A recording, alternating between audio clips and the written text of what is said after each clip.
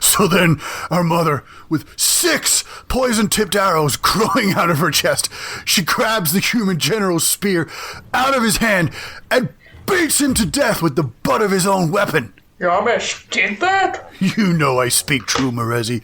You've seen her when the blood rage takes hold. Yeah, I guess you're right. I wish I was fighting like you, like Mother. Do you now? And is gathering the spoils from the slain not satisfying? Look at this warrior. Ooh, look at me. I'm going to slaughter the orcs. Ooh, I am huge. Ha ha ha ha. No, I would rather be working on my traps. I've made a bear trap that... Oh, look here, little sister. Perhaps you can slay the next general with this. This? An axe on a stick? A halberd. Long like Mother's spear. Curved like my axe. It suits you. I don't know about that. Wait, yes. Yes, I will shatter armies. Yeah. I will tear down foes. Yeah. I will... Ouch! Nargash, have I slain you? It will take more than a scratch, little Merezi, to end your brother. Ow. But keep practicing. Let Mother teach you to rage. You will be slaying gods next. Yes. Ah! Chafing Armor Podcast, episode 166. Which god next?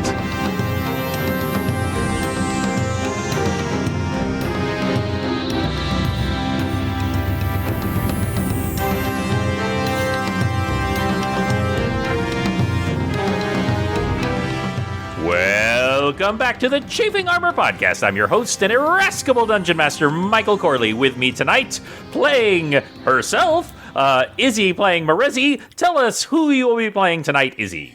I believe I'm going to be playing myself, recent college freshman Izzy Corley. But no, it says here I'm actually going to be playing level 9 Barbarian and level 1 Ranger, Merezi Mugraw. Oh, well, you threw me for a second. I was like, wait a second, you're level 10, but then I remembered your level in Ranger. And also, not playing the brother of Merezi is Lee. Lee, tell us who you will be playing. Oh, hello, everybody. Wait. Okay, everybody, my name is Lee, and I'll be playing Corvus Dragonchoked, the Were-Raven Outlaw. Yes, indeed. Ah, listen to that verisimilitude as I pull that. I didn't want to do it while someone was talking. Also with us tonight is Dare. Dare, tell us who you will be playing. Howdy, y'all. I am Dare, and I am playing your favorite gnome paladin, Tix Birchmanson. And also playing with us is Riley. Riley, tell us who you will be playing. Hi, I'm Riley, and I'm playing Athora Greyfield, a tiefling fighter. Wonderful. And last but certainly not least is our wonderful James. James, tell everyone who you will be playing. Certainly not least. Hi, I'm James. I am playing Penton Chalice, a spell scale sorcerer. Wonderful. When we last left our players, they had a spot of bother. And by a spot of bother, I mean they have been ambushed by 8 mind flayers down in the Kraken's lair. While under attack, they had a rescue squad mobilized, played by our wonderful players in the form of their various companions. Everything from a very chompy lizard to a very mobile mimic. Coming to their rescue and finally saving them at the end of the last episode. A few other things happened, not least of which our recently transformed Corvus went through another transformation as he made a deal with a dark god. We will be getting to more of that very soon. All of you, with the exception of Corvus, begin to come back to consciousness. Before we get going, I need someone specifically, Dare, I need you to make a willpower saving throw at disadvantage. Oh, no. And tell me if you get less than a 15. All right. First roll is a 6. Second roll Oh, well, let's see, with your bonuses and everything, of course. Yeah, so that would be an 18. And second 18, roll okay. would be a 22. 22. Okay. So when the Mind Flayers attacked, just like everyone else, they used their mental attacks on all of you and knocked you all senseless. When that happened, you stood up. You stood up and you laughed and you cut one of the Mind Flayers in half because you were not you. You were Destiny Seeker. Destiny Seeker took hold of your body and used it to fight, but the Mind Flayers were finally able, even with that power, to bring you down. But you are fully aware that this happened. You are now coming back into consciousness.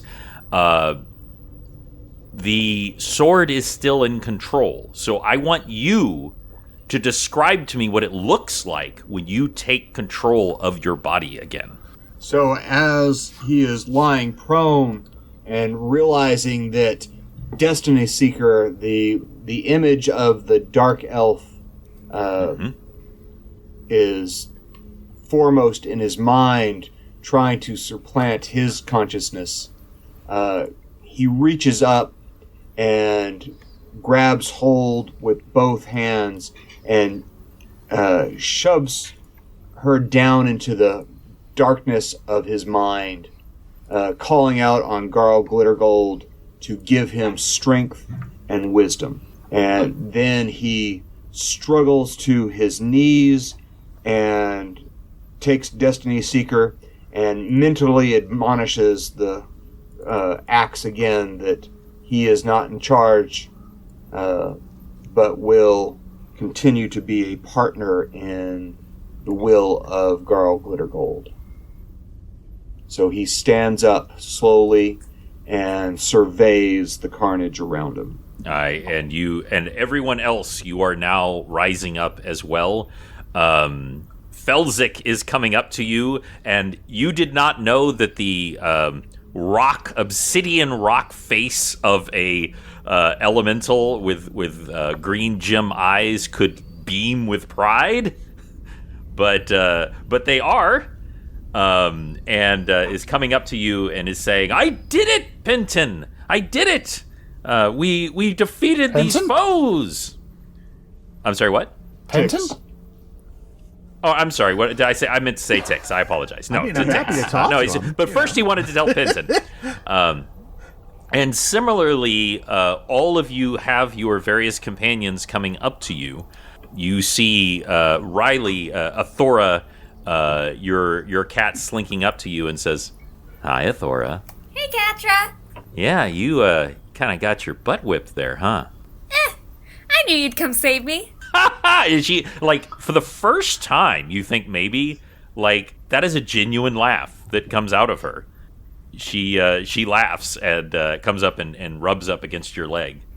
And Penton, you don't have the same, like, first introduction type thing that as Aphiel comes swooping down and lands on your shoulder and goes, glad you're okay there. My head. Me too. How did you get down here? We had trouble enough getting down here. I can't imagine how a bird got down here. Would you believe I was swallowed by a mimic? And at that, you see Morezi, just that side scrabble as Aki just comes barreling at you and just whams into your body. Absolutely. Morezi is expecting it.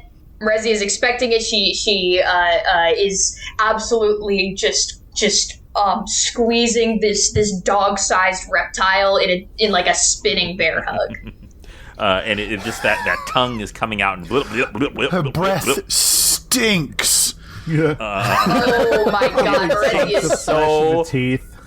so bad. There is not only demon stink in there, but there is mind flayer stink. Yeah, it's bad. It's really bad. She's used to it. Yep. No biggie.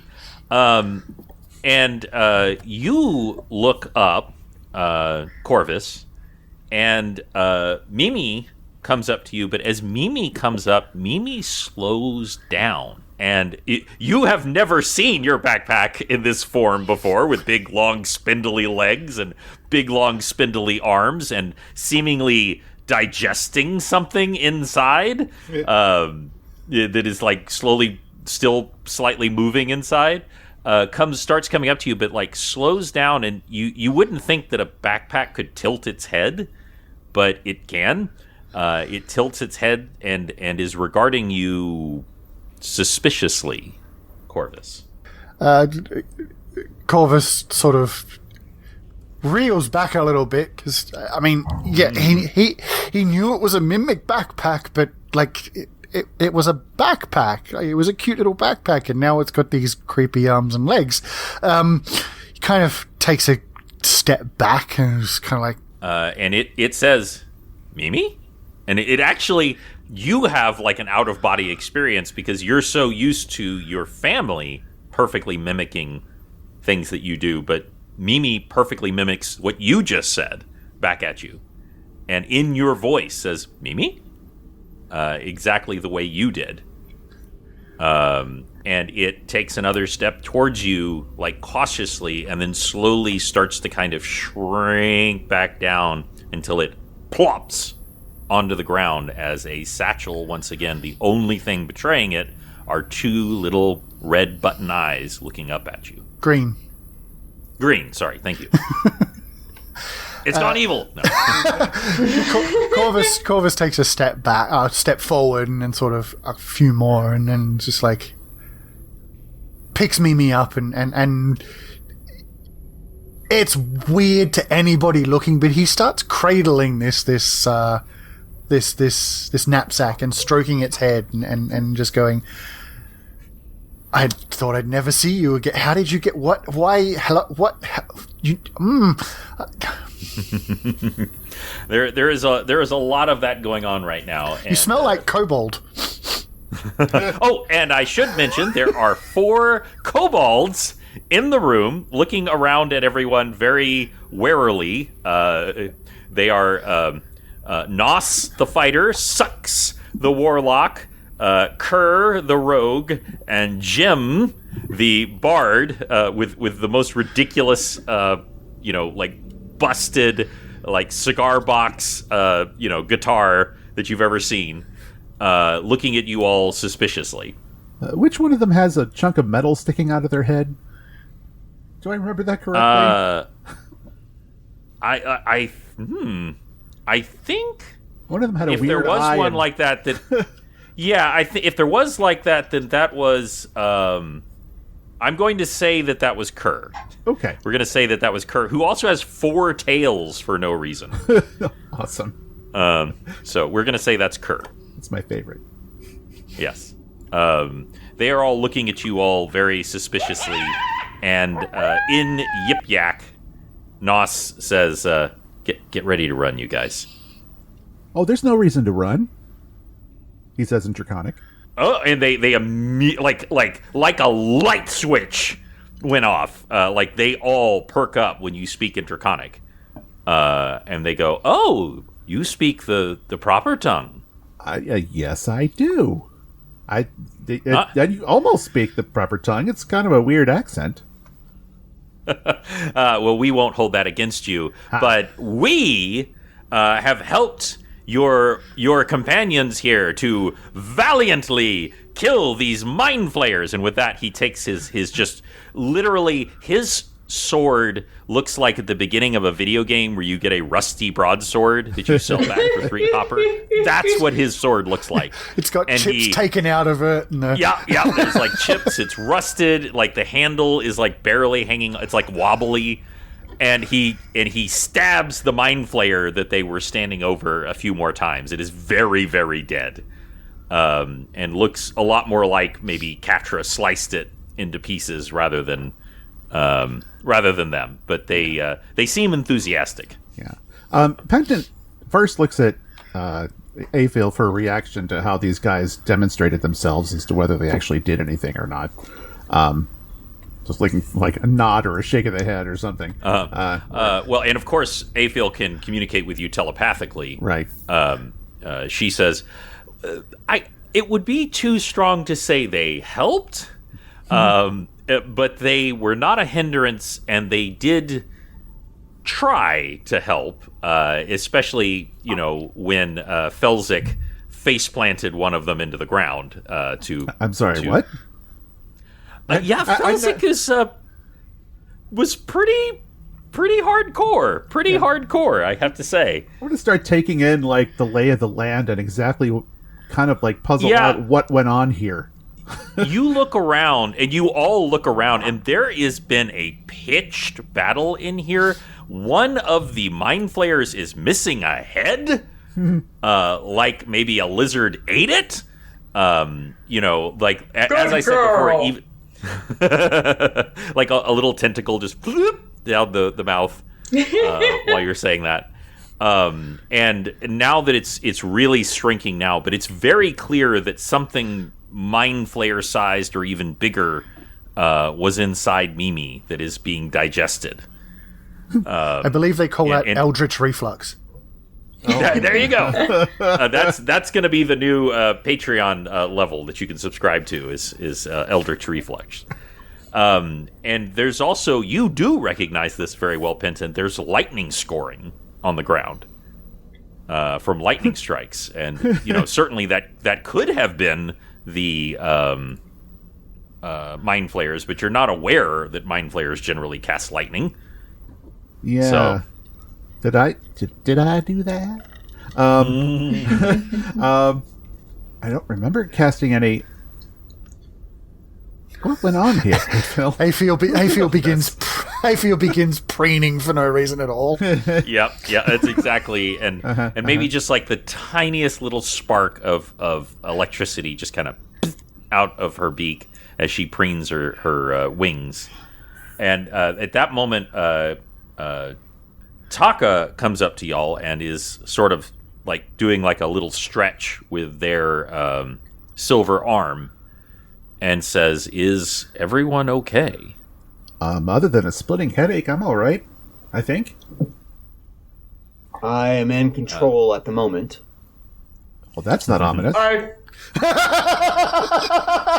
Yeah, everyone's head swivels and ticks like, excuse me? What does that mean, sir? Yeah. And Corvus, you actually witnessed Tix in a very un-Tix-like manner dispatch one of the mind flayers. So, just FYI.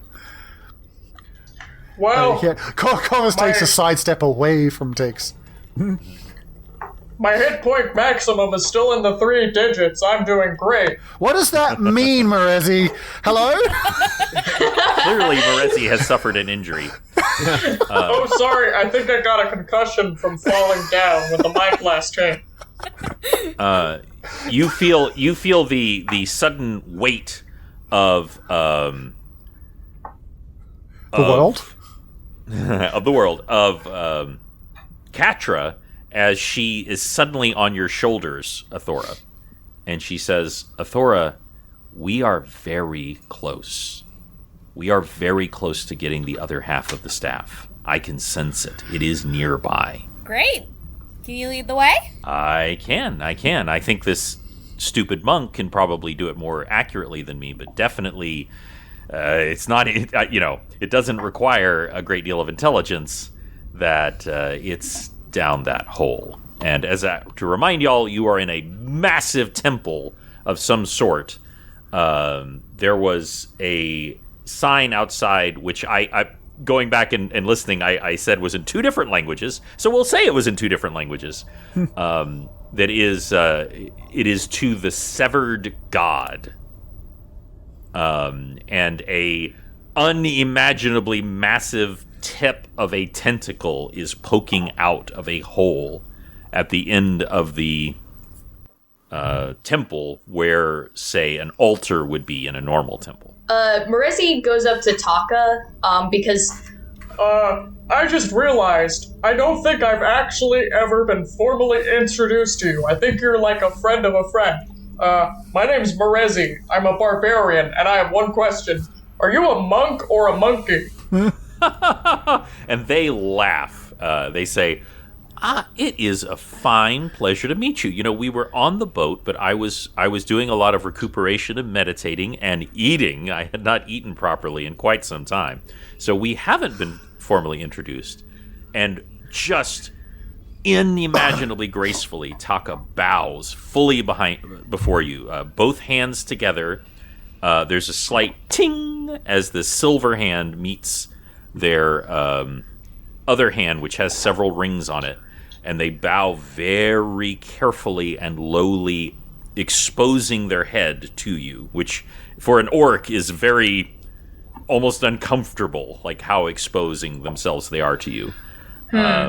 And they come back pauses. Marezi pauses and is a little confused at this gesture, and she kind of just reaches out, pat. And again, you hear there's like a stiffening, and then just this raucous laughter comes out, and they say they come back up and look you in the eye. They're not super tall, but they're not like towering beneath you. They're not like 5 foot tall. They're maybe like 5'6". And Taka is a primate person, right? Am I remembering that right? No. You're perfectly fine. I was about to say you nailed it. Taka says, yes, my name is Taka. I go by they, them.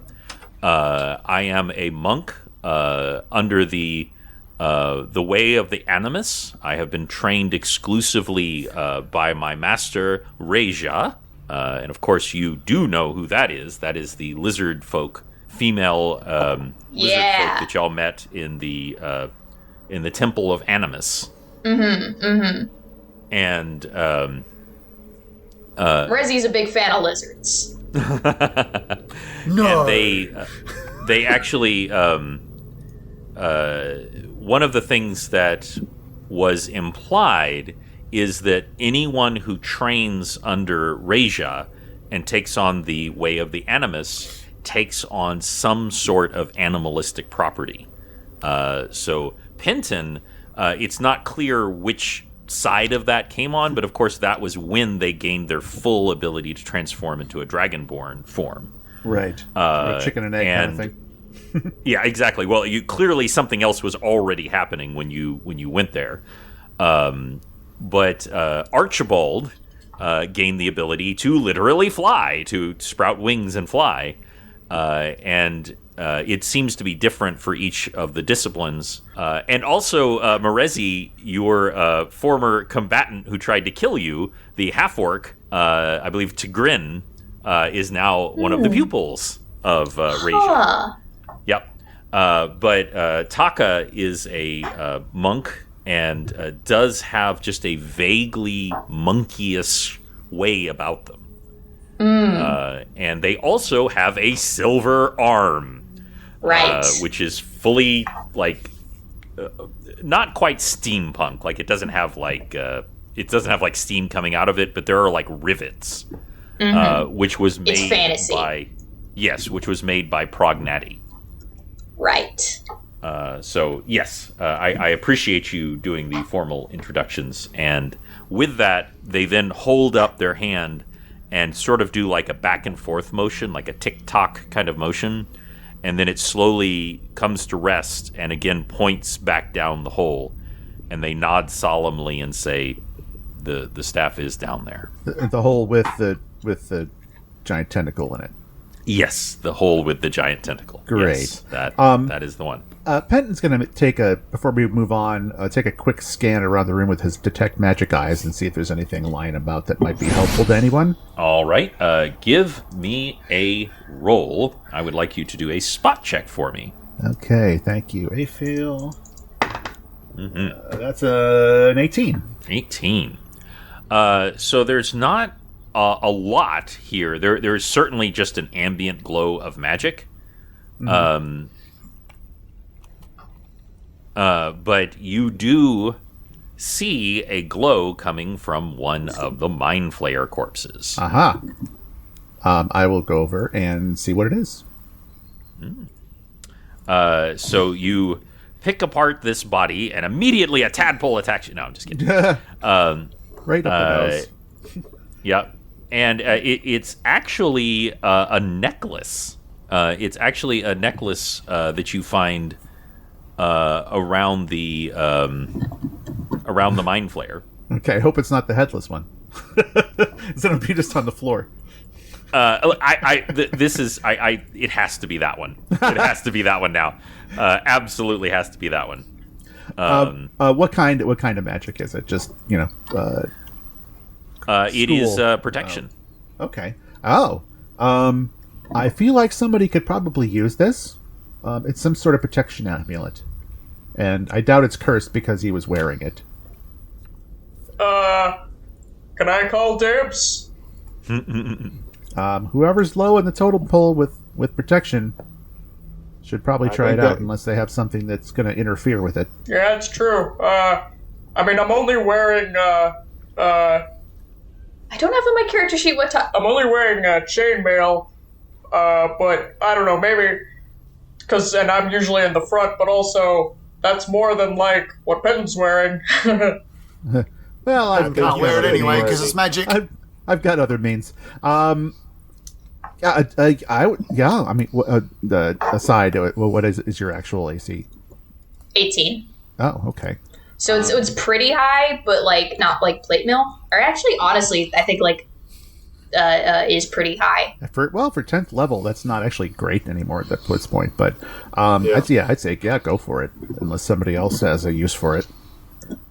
I know thieves tend to rogues tend to want to wear light protection whenever possible. But Corvus is kind of like still scratching what he thinks is the head.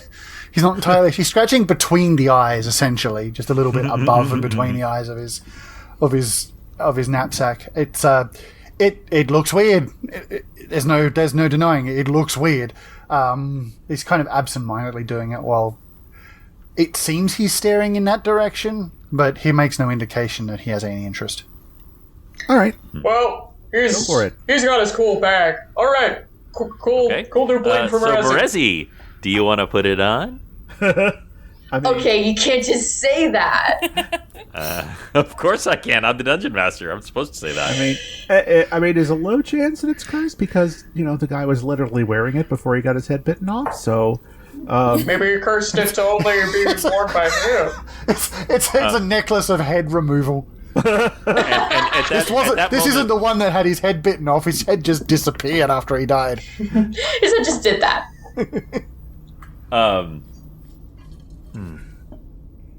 I mean, I could take the hour to identify it if you really wanted me to, but I think the tentacle's probably gonna keep coming out.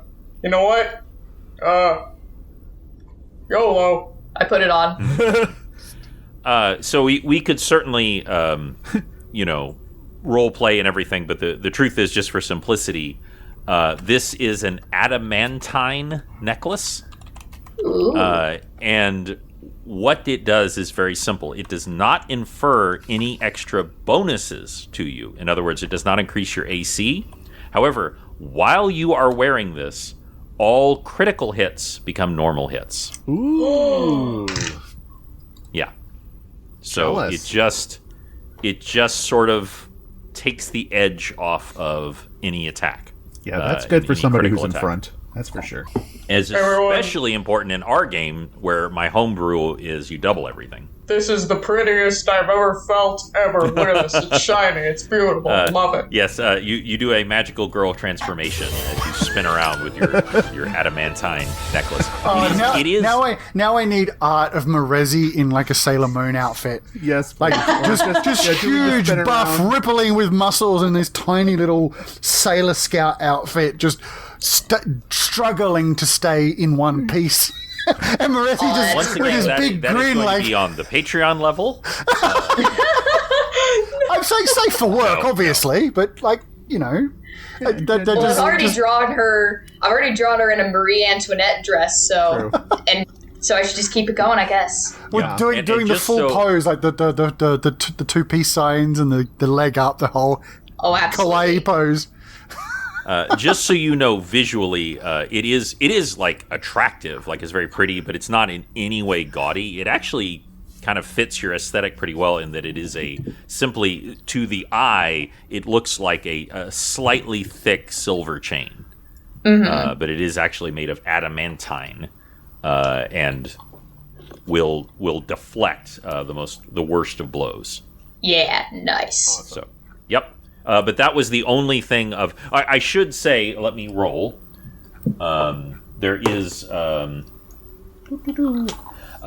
just to simplify, there's the equivalent of 1,000 gold on these mind flayers, mostly in platinum, but also in some gems. So you can add that to your inventory. Yep, and that is what you get for remembering to look for things. And the kobold says to y'all, we are actually here treasure hunting, and we've put ourselves at great personal risk to, invade a kraken lair.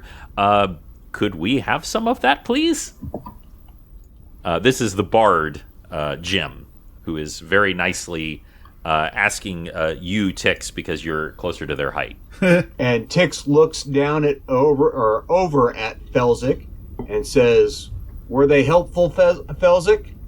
And Felzik goes, "Oh, yes, they were great fun." And so Tix looks at Penton, nods to him, and hands each of them 2 platinum. That is more than they have ever had in their entire life. And cumulative. Gives the fighter one of his daggers.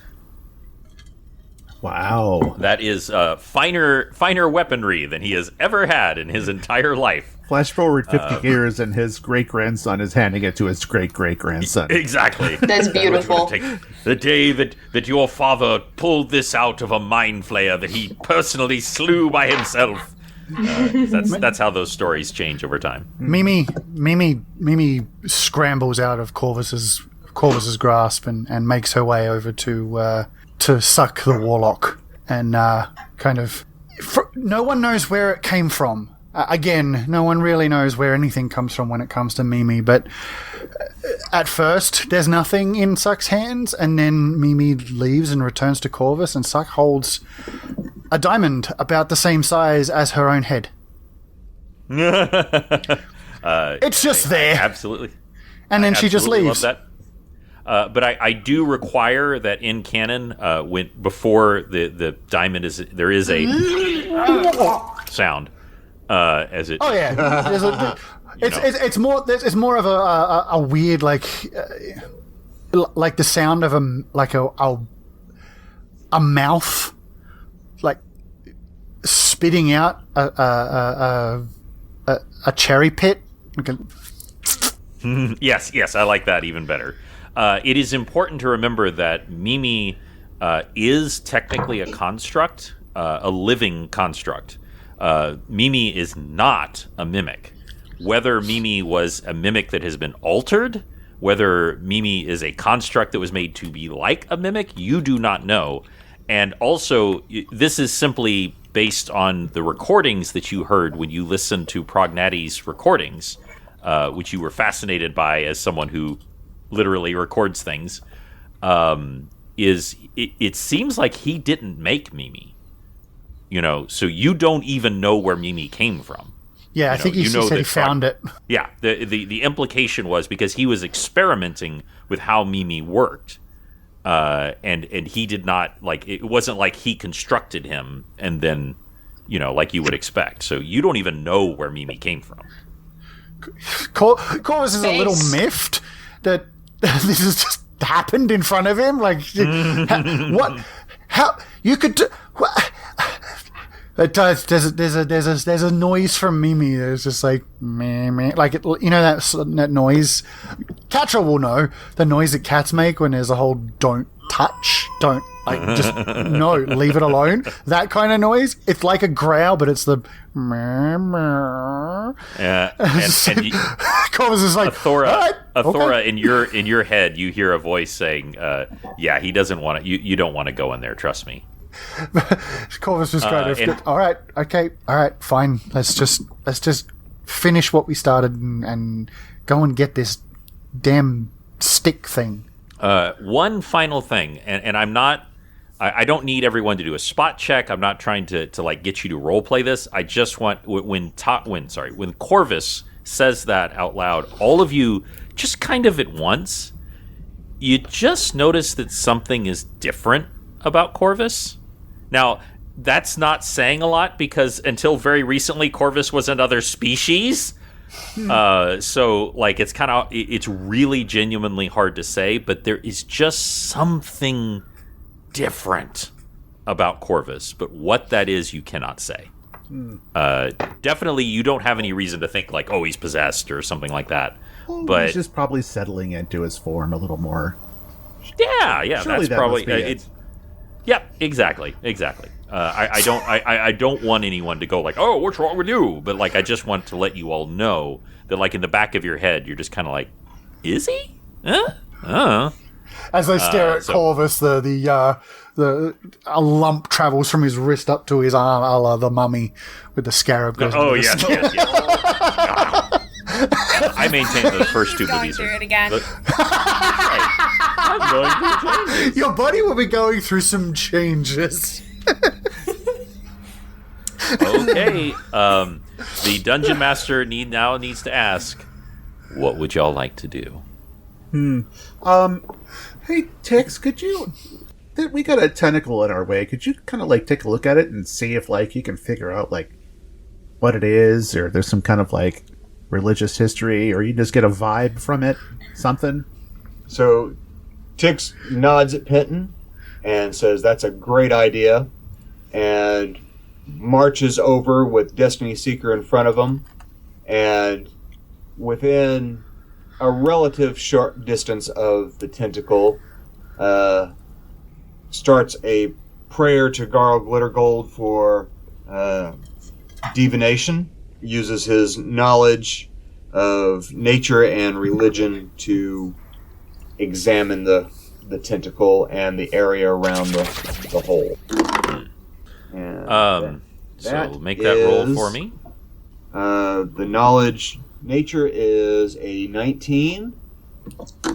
The knowledge religion is a 26. And I would also like you to make one more roll. This is a general knowledge roll, so you can add your wisdom plus 10. This is a knowledge of things unseen. Okay. That would be a 38 then. 38. Okay. So not only do you have some knowledge of this, but what you find is that after Destiny Seeker tried to take control of your body and your mind, did take control, you were unconscious, so you didn't really have a choice, you now have partial access to her memories. Wow. Not complete, it's not like opening a book, but by concentrating, you can actually access. And the first thing that you realize is that Destiny Seeker has been around for a very long time. You do not know how long, but you know that it is in the millennia. Thousands of years old. And as you're thinking of your own memories, then suddenly just this woof comes. And you see a sickle being wielded by an aqua elf, by an evil aqua elf, and it is praying to Panzuriel, the deity of murder, confusion, subversion, and evil creatures of the sea. Its symbol is a kraken's head surrounded by 9 tentacles. And you know that according to lore, at some point, Panzurel's tentacle was torn off in a great battle, and that supposedly it was banished from the material plane. It used to actually exist in the material plane. You think, literally, not figuratively, that this tentacle might be Panzuriel's tentacle. This is literally a chunk of a god. Okay. This was called the Temple of the Severed God, wasn't it? Yes. Well, there you go. And it is very reasonable that a kraken might worship Panzuriel. One of the things you actually see in your memory, the evil, most Aquan elves actively oppose the creatures of Panzuriel, but this one actually worshipped it, is the prayers are a very specific droning chant that is called the Wail of the Severed God, and with lots and lots of sacrifices. Gotta have them. So, Tix, do you want to make this thing go away? We can give that a shot. I think that would probably be very good. Let me consult with Garl, Glitter Gold, firstly, to see what my lord wants me to do. And so he sits down in prayer and Is tries... Corvus getting anything in this point as well? Oh, I'm Given sorry. Some of with the stuff your lore? Yes.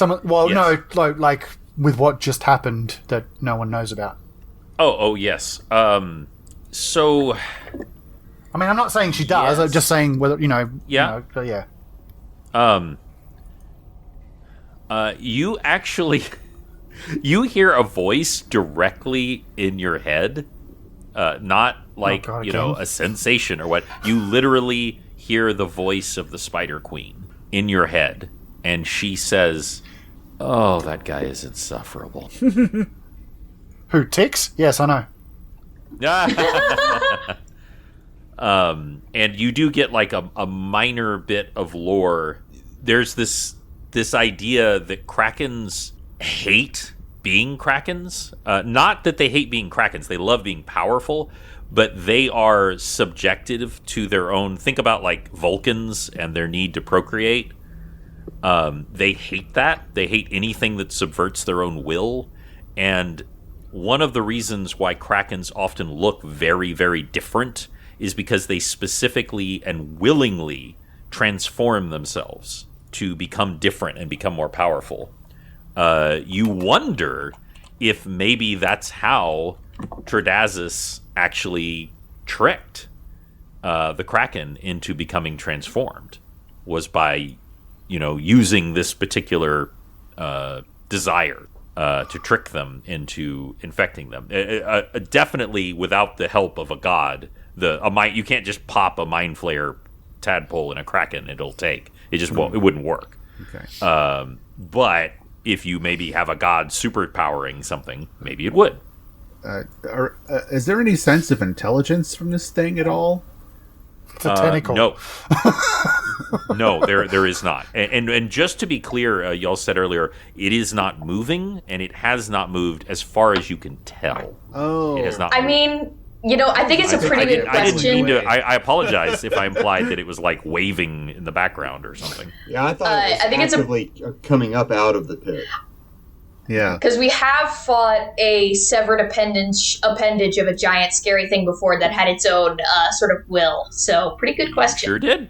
All right. Well, if it seems to just be kind of like a dead tentacle, push it out of the way, I guess. Marezi approaches it, and she doesn't get quite on it, and she points at it, and she looks back at all her magic users and says, Should we do some magic on this?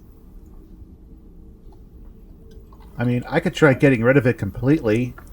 Honestly, I mean, it's a chunk of a god. It really doesn't belong here. We can try deconsecrating it and then burning it. Oh, It is.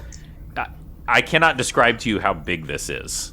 So that is unlikely to work. What you are seeing is you can see just enough to know that it is a tentacle, like some sort of squid-like tentacle. all right.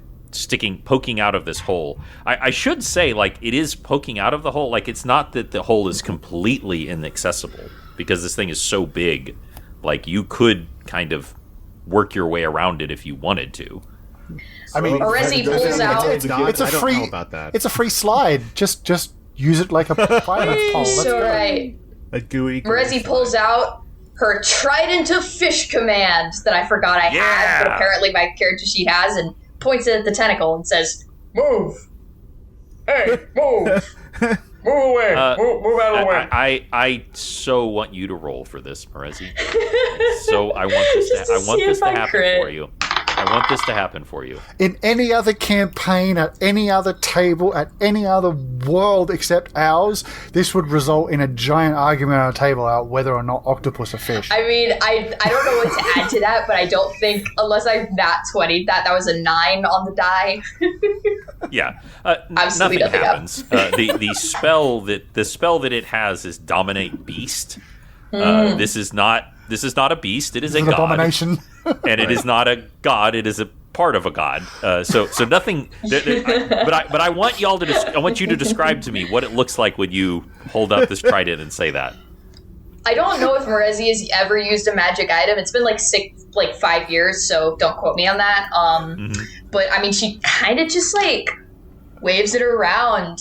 And like moves her body in sync with it, and like points it accusatorily almost at the tentacle, and nothing happens.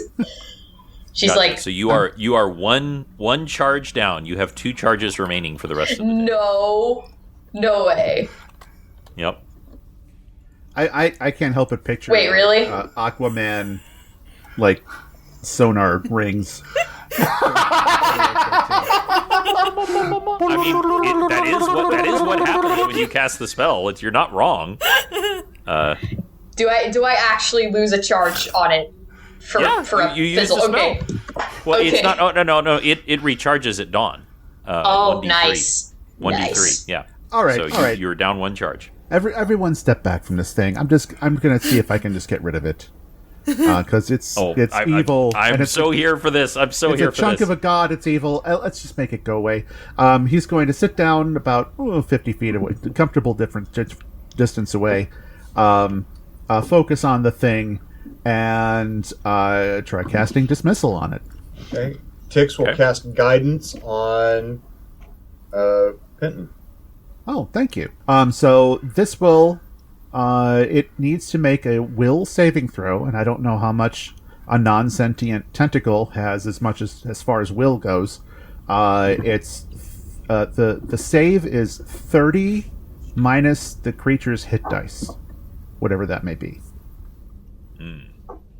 Well, that is the interesting part, because obviously, not obviously, if it doesn't have will, then it obviously can't save versus will. Right. It's less about that, and it's more about you making this really big thing disappear. Yeah, it's like the amount of god I'm trying to get rid of.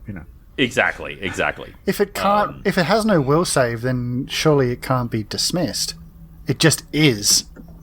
Well, it's possible that is right. Just like I don't know. with but what your dungeon master wants to know is what is that roll? Oh well, it's the creature that's supposed to make the save. I'm sorry. Yeah, I'm sorry. No, you are absolutely right. What I want to know is, what do I roll? Oh, well, like I said, it's going to be a 30 minus the creature's hit dice, whatever that is. So how much health does this tentacle have? Is the save. Oh, didn't you say guidance? Use guidance on it. Yeah, so I guess it would Tix. be 31 minus the creature's hit. Oh, it's yes, a plus. it's It's a plus +1, right? Forgot with Yeah. guidance. Mm-hmm. Okay, Yes. so 31 minus the creature's hit is the save level. Okay. Well, How many hit dice does a god's tentacle have? You know that song. That's my favorite summer camps tune. Just rolls off the tongue. It's a regular earworm. I really Or want ear tentacle. On tonight's episode of Chafing Armor, the crew spends 40 minutes trying to wonder whether or not we can get rid of a tentacle. I'm sure it'll be pared down. I'm in ye chicken. I'll need to move over here. Here we go. You see, everyone spends too much time in Yi Chicken. It's the general I chat. think it's It's a like captivating defaults place. would be there or something. I rolled a 2. Oh! Goodbye, So- tentacle. What I would love at this time, now, what I want you to know, Penton, is that in a way, this is even harder than what you did to the Cracklithid. I imagine. Because even though the Cracklithid was a sentient being resisting you, this is so massive and also literally part of a god. But I believe that based on the circumstances here, you succeed. This will have very important consequences, just so y'all know. So I want you to describe to me what it looks like when you dismiss this bad boy. All right. Well, he sits down, crisscross applesauce, a safe distance away, in case it decides to start falling over or something, and just extends his will out toward this thing. I imagine he probably starts to get some kind of sense of the being that it was once attached to, just, probably because it's starting to realize that something's happening, even subconsciously or whatever. Meta-consciously. Yeah, I'm like, I'm sure the god is like, hey, something's going on with my tentacle. And just kind of feel it up, and there's just like a tiny spot that starts in the side of it, and it starts to spread slowly and then faster and faster until it envelops the entire thing, and be almost painfully bright in there just for a second, and then there's just a pop, and it's gone. And the pop literally is the air rushing in where this massive thing used to be. Now, I believe that dismissal sends it to a random plane. Is that correct? It sends it to its plane of origin unless I roll a 20 or lower on percentile dice, which I'm about to do. Please do. 83. So it goes back to wherever it came from. Okay. That is very important because you just potentially reunited the evil god of Krakens with its missing tentacle. Oh, that's fine. So, yeah. Well, I mean, there's no reason to think that it'll impact y'all right now, but, just an FYI. We're going to be like halfway through our next campaign, and this is going to come up. I'm not saying anything. I mean, the god is like not on the prime material plane, right? Because the tentacle wouldn't go to the prime material plane; it would go to its plane of origin. No, in fact, implicitly, that is what, based on what they have told you, is that the god is literally not on the prime material plane, and that it was in the whatever happened to make it not there that severed its tentacle. So what I always tell y'all is that it, not in a bad way, not like a punishment way, but everything you do in this game potentially has consequences. They could be really, really good consequences. They could be absolutely terrible. I want y'all to know that some of the things that y'all have done recently, are going to affect the lives of thousands of people. Just, little decisions that you have made. And that's how this goes. But in this particular moment, when that vanishes, and a deep within a chamber below, I want y'all to think back to when some of you, I don't think were actually playing at that moment, but when y'all went into the underchamber of the Bainwright Manor, and you found that there was a black pudding that had been ensorcelled to have a baleful blue glow. And one of the bugbears that was running security got a face full of basically, was it bugs from you, Pinton? Celestial beetles, I believe. Celestial beetles, yes, got a face full of celestial beetles, fell into that, and then manifested what you now know was literally Falazare. Right. Falazure? Falazure, yes, as its corpse was slowly consumed. So imagine if there was a diabolical plot that was allowing something very specific to happen, and what you really, really needed was a whole lot of corpse. Like a lot of corpse. Like, say, a really big tentacle to just slowly devour, but that's all you need in order to get your plans done. And suddenly, poof, it vanishes. And you all hear just a howl of rage echo through your minds, because the howl of rage is coming from a mind flayer named Tradazis. And that's where we'll end Chafing Armor, episode 166. Great job, everybody. Oh, that makes That was worth it. Happy. Good to know that you ruined the day of a mind flayer. Especially Again. Always a good day. Yep. This is what, Yep. the 4th time now? Oh my goodness, y'all have thwarted him so many times, right down to when Osokai intimidated him and made him take a step back. He has never forgiven y'all. Well, he doesn't have to worry about that anymore, does he? No, he outlived Osokai, but he hasn't outlived y'all. And since our wonderful listeners will no doubt live forever and be wonderful, what's a place that they could go to listen to Chafing Armor?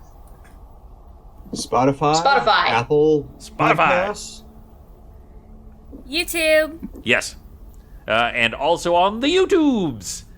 You can check us all out on there. If you are listening to Chafing Armor and you have a place that you like listening to it and we're not on there, just shoot me a message, Mr. Corley, M.R. Corley, at gmail.com, and I will make sure we get added to it. But we want to make it easy for you to listen. Thank you all for playing. Thank you For not for... killing us. Thank everyone for listening. Thanks for helping us through yes. the Tentacle Man's bad day. Tentacle Man. Y'all have a wonderful day, and we